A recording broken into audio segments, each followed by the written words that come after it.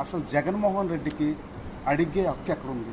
ఎందుకంటే ఈ రాష్ట్ర ప్రజలందరూ ఈ రాష్ట్రానికి ఒక దేవాలయం లాగా భావించి శాసనాలు చేసే శాసనసభలో అందరి సమక్షంలో చంద్రబాబు గారిని కూర్చోబెట్టి ఆ 23 మంది ఎమ్మెల్యేలను కూర్చోబెట్టి ఈయన ఒక హీరోలాగా నుంచొని అసెంబ్లీలో అసలు నేను గనక గేట్లు తెరిస్తే ఇంకొక 2 ఎమ్మెల్యేలు కనుక తీసుకుంటే నీకు ప్రతిపక్ష హోదా అంటూ ఉండదు అని చెప్పి ఆయనే కదా అందే. మరి సిగ్గు శరం లేకోకుండా నిజంగా పులిబిడ్డ పులివెందల పులి అని చెప్తున్నాడు కదా. జగన్మోహన్ రెడ్డికి దమ్ము లేదు, ధైర్యం లేదు, పిరికివాడు, జనాల్లో తిరగలేని మనిషి, జనాల్లో తిరిగే వ్యక్తి కదా ఆయన.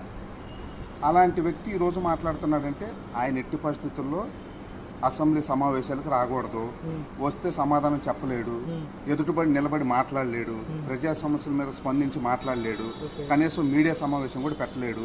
అలాంటి వ్యక్తి ఇంకెక్కడ మాట్లాడతాడు?